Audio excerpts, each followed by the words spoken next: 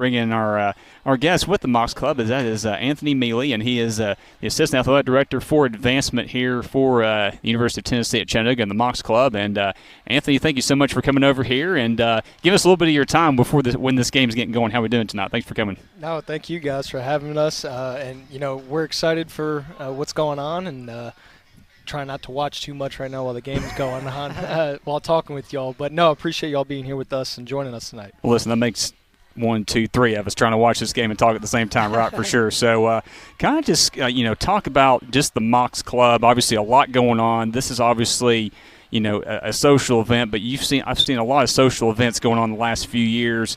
The pregame socials, like at the Southern Conference Tournament, and even in Murfreesboro last week before the Middle Tennessee State game. So, kind of talk about just what the Mocs Club is, what the mission is, and kind of just a background on that.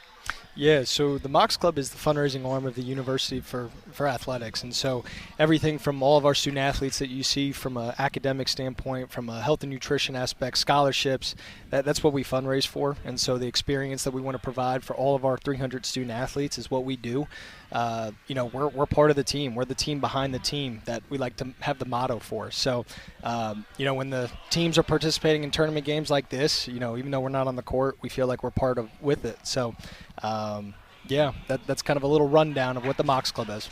So yeah, I'm curious. You've kind of got to throw something like this together, this pregame or this watch party. It's like how does that work out? Obviously, having the Wofford Center helps, but is this something where you call somebody, you get a phone call, does Scarlett get involved, say, hey, I've got an idea? Kind of how does an event like this come together, especially such a short-term thing like this? Because this is an awesome setup in here. Yeah, with how the NIT works is, as you guys have noticed, it's very quick turnaround. So we're always on the horn with one another, trying to think of what's the next big thing that we can kind of do to make sure that people stay engaged here with UTC. We're unfortunately not like some of the bigger schools where we can just have people just show up. So we always got to keep people engaged. And so this is just something that we kind of talked together right after the Saturday game. And you got to start talking with people on campus, making sure you get approval for things. And again, the team is so fun to watch. So we just wanted to do something to support our student athletes as well as make the fans feel more with us, more engaged, Yeah, no doubt about that. And, it's good to see, I think you or a few other people talking about this, pretty good turnout for a Tuesday night. And like you said, on such a short notice. I mean, I think what the announcement was on Sunday or Monday, 48, hours or so to kind of get this thing together and get people in the building. So that goes to show kind of the members of the Mocs Club here and just and their guests and just their willingness to come and pour into this team even though they're on the road tonight. No doubt about it. And that's the thing. I think people around, as you guys are noticing, are really starting to support UTC and the Mocs and noticing where their hard-earned dollars are going towards these student athletes. And so, again, I think it always helps when you have just a good group of people, 300 student athletes that not only do great on their field, but doing great in the academics aspect too, which is just as big of a thing. So, it's we're growing and we're doing really well. The Wofford Center helps. Again, what goes on the field helps, but I think from a Mocs Club standpoint, it's us getting out in the community, making people feel engaged, making them feel wanted. That's what we got to do. We got to build relationships, and that's what we do with people here. No doubt about that. And, you talk about fundraising. You talk about, pouring and trying to get funds in to help those 300-plus student athletes that are on this campus. The next big event is the 26th annual, Justice. Hard to believe this is the 26th annual Porky's Open Golf Tournament. I think it's Tuesday, April the 8th, Council Fire Golf Club. I think the reservation you have to RSVP by next Tuesday, April 1st, so keep that in mind right there. But kind of talk about, just that golf tournament because obviously it's a huge turnout every year, obviously the 26th annual, so it has a long-standing tradition here in this area. No doubt about it, and I think so. I've been here now almost 3 years, and, man, it has been it's grown ever since. Right now, technically, we got 36 teams participating. So, awesome. that's a lot of – that's one of our big fundraisers that kind of goes back again to the student athletes. So, 36 teams. We're really excited to have it. A lot of sponsors get involved with us. It's a great tournament for us. What's your handicap? Man, I don't even want to tell people.